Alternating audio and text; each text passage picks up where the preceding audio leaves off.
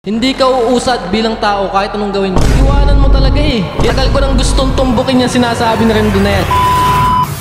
Iwan, pati pamilya. Yang sinabi ni Rendo na yan, madaming sumasang-ayon dyan eh. Kasi kapag narinig mo yung pangalan ni Rendo, maaalala mo yung iwan pamilyang yan eh. Sumasang-ayon ka dyan eh. Kung ikaw yung taong sumasang-ayon dyan, malaking chance sa gagawin mo din sa pamilya mo yan eh. Iiwanan mo talaga eh. Kaya para sa inyo ang bidyong to. Itong bidyong to, hindi to para sa mga taong ordinaryo lang. Pero kung ikaw yung taong kahit may konti lang, pagka-business mind, may pagka-negosyante ka, kahit konti lang, para sa iyo ang bidyong to. So nga pala, sa mga hindi pa nakakilala sa akin dyan, sa mga bagong salita pa lang, sa mga bagong pasok pa lang sa channel ko, ako nga po pala uli si Darcel Robles. Isa po akong negosyante, no?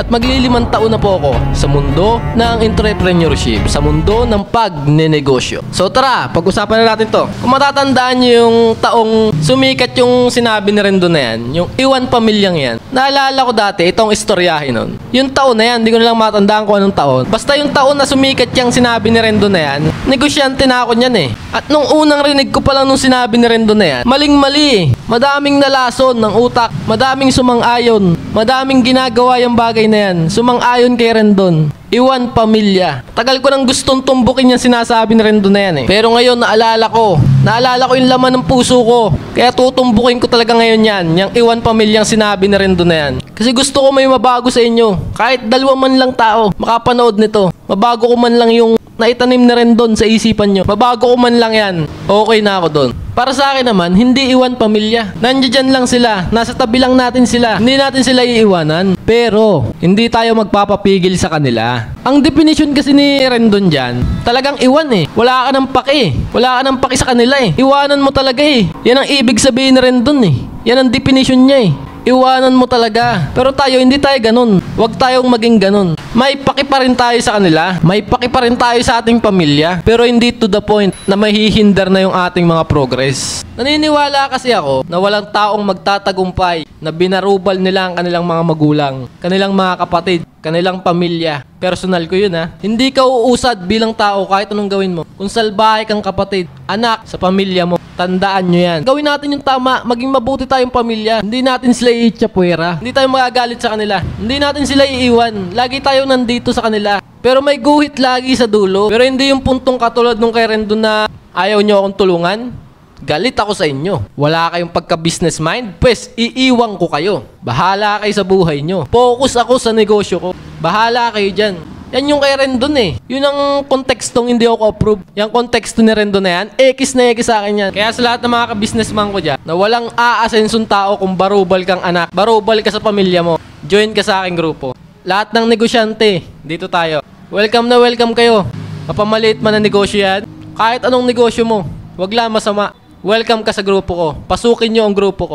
Negosyanteng matindi. Mga kanegosyante ko, palagi nyo pong tandaan, hindi natin iiwan ang pamilya natin. Responsibilidad natin ang ating lahi. Hindi sa punto na for the sake of success, iiwan natin sila, itsapwera natin sila, pinutol natin yung ugnayan sa kanila, yung obligasyon. Mali yun. Tandaan nyo mga ka-businessman ko dyan, maling-mali yun. Kaibigan pwede, o kahit sino man dyan, yan pwede yan. Kaibigan kahit sino, iwanan mo yan. Pero pamilya, ay dugo mo yan eh. Isipin niyo po lagi, yung nakalagay sa Biblia, babaybay ang blessing, generation by generation. Yan ang nakalagay sa Biblia. Pamilya, sa pamilya, sa pamilya. Kaya hindi mo pwedeng putulin yung angkan mo.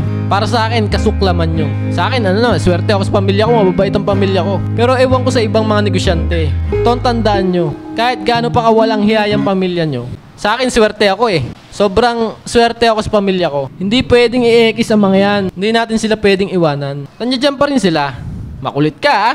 Diyan ka lang. Ganun lang. Sino ba magpapayos sa pamilya natin? Walang iba. Yung mga negosyante din. Kasi yung utak natin kakaiba.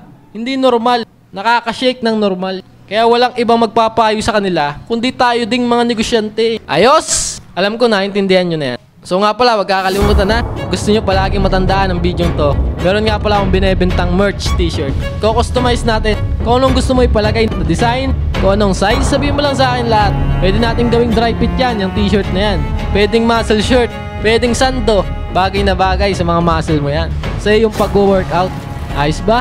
At may binebenta din akong jacket. Pwedeng jacket din. Ko-customize natin. Maaalin dyan. Depende sa kagustuhan mo. PM nyo lang ako. Message nyo lang ako. comment lang kayo sa mga gustong umorder. At alam ko nagustuhan mo ang video ko. Iwanan mo ako ng like dyan. Heart react.